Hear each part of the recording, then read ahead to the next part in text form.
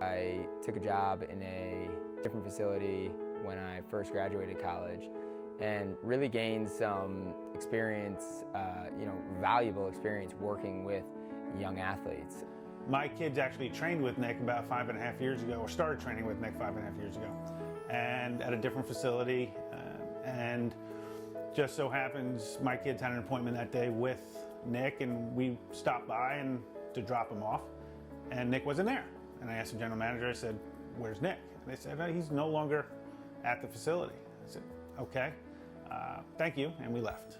I think it was in 2013, I ended up leaving the industry for about 4 weeks. Fast forward a couple days, and I knew that Nick was a baseball coach, and he was coaching for Fox Lane, and they happened to be playing for Horace Greeley, or playing against Horace Greeley's freshman baseball team. So I knew we were going to stop by, and I found Nick, and I asked him what happened. He said he no longer worked there. It was really at that time this sort of get him in, beat him up, send him home type attitude. And I think that was coupled with the fact that the fitness industry was really just starting to boom at that point. So people saw an opportunity to make money and capitalize on this market. I said, "Okay, so what are you going to do?" And he didn't know. I said, "Well, I'm looking to do something along this line, and let me hear your thoughts." And he said, "Well, I'm looking to do something like this." And I said, "Well, what if we try and combine them?" And he said, "That'd be a great idea." I was just so frustrated with the fact that I had this clear vision that I saw that could easily be, transpired into a great facility and a great place for youth athletes to really, expand and grow and prosper, not just from an athletic standpoint, but from an individual and a person. And unfortunately, the people that I was around at that time, or even the market itself, didn't allot that. A week later, he said, "Come down and meet me in Pleasantville, and I have a building for you to look at." Scott and I converged a little bit on the actual topic, and I showed him the actual facility that I had in mind, and then I, of course, in the way I always try and do, I drew everything out and tried to outline exactly what I saw and what I thought it could be. And I think if anybody thought I was crazy, it was probably Scott first. I thought he was crazy, because you walk into this place and there were boats everywhere. And there was probably 5 or 6 miles of just cable hanging from the ceilings. It was in disrepair, hadn't been occupied in over 3 years. But I got to give him credit. He stuck by me and always has, and never looked at me and said, "Yeah, right." He's always just sort of looked at me with this sort of like, "Okay, go get it if I can." Saw the building that Athletes Warehouse is currently in and was like, "This is it, let's do it." So I was at a client's house. Like I said, I had left the facility I was at, and I'm training at a client's house because I was doing house calls at that time. And I finished. I was actually training his son, and I finished, and he said, "You have to meet this person." And I said, "Okay, well, who is it?" And he had known I was trying to open a facility, so he just sort of said to me, "You have to meet her. Her resume is ridiculous. And I just know her as a person and think she's like top notch." So I said, "Okay." And I had known from my own perspective that if we're going to open this facility, the only way we can do this and the only way we can do it right is to have a team. All of the accolades that came along with playing, I was like, this is an individual that we need to have on board. And Nick was like, "All right, we're going to meet her." And I said, "Okay, when?" And he told me, and we said, "All right, let's just meet up at the Mount Kisco Starbucks."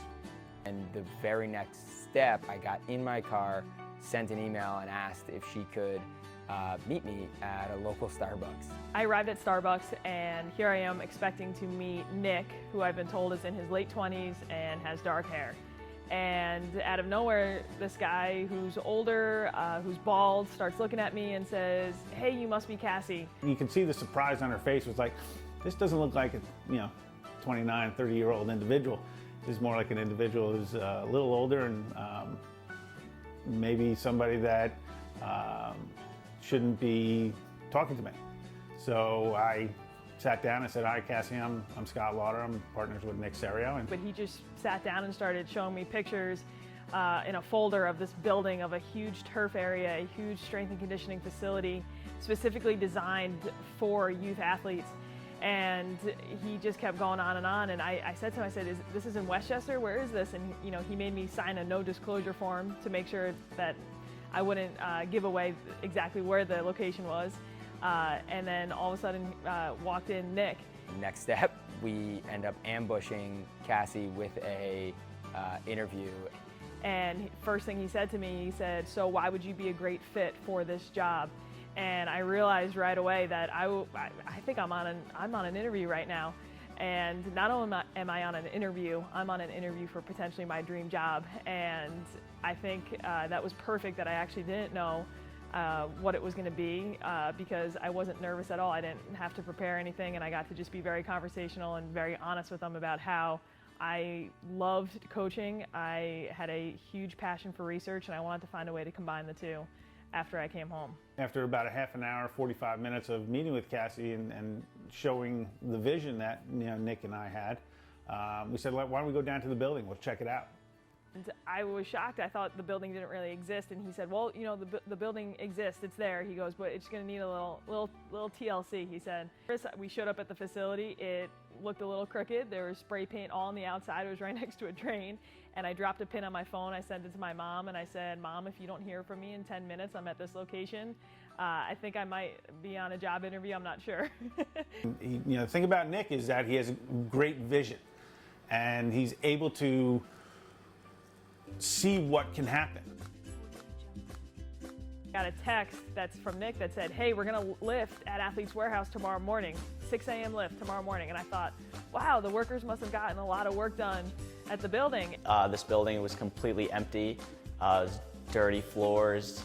There was no drywall up. I walked into the building. It was still completely concrete floors, nothing there. And there was a pile of Rogue fitness equipment still in boxes piled high to the ceiling. We were laying rubber. We were installing glass. We tried to lay the turf down, but unfortunately, because it was so heavy, we really needed to bring a group in. I walked into a warehouse with one piece of glass down the middle of this place. I saw nobody. All I saw was cut up rubber, cement. It looked like nothing had been done when I came down here for my interview. I came in and I agreed to a strength and conditioning internship, I would say, and I left with a lot of experience in a totally different industry, which would probably be construction. We had to clean and we had to cut huge rolls of rubber and figure out how they were going to fit into this warehouse that nothing is straight. There's no straight wall or straight ceiling or straight anything. Finally, Nick's just staring at me. I'm like, just go. Just cut it. Don't even worry about it. Just go. He starts cutting this thing. We're just staring at him. He cuts it. We lay it down. It fits perfect. And from that day on, we live by this rule here when we're building things that if it fits, you leave it. That month where we were here for maybe 15, 16 hours a day, all day, every day, I'll never forget that. That is 100%. We feel we can do anything and everything because of that time we spent together putting this place together.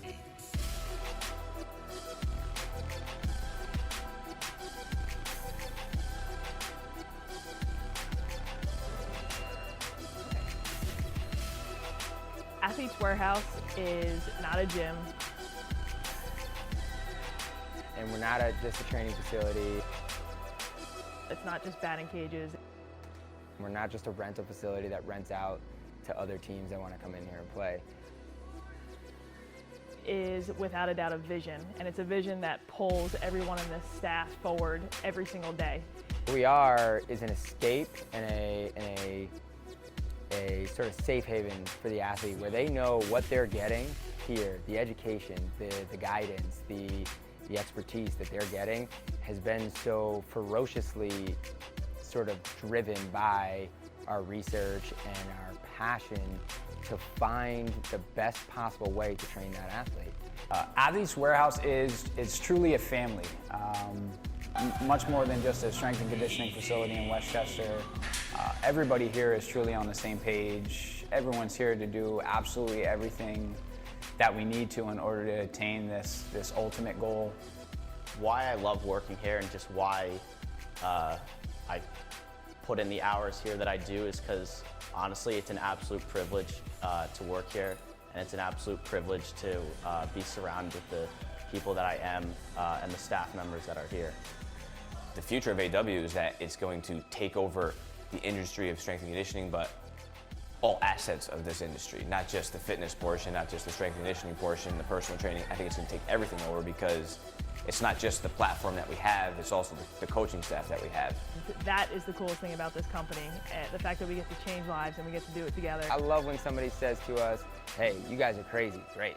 We're just getting started. So if you think this is crazy, hang on.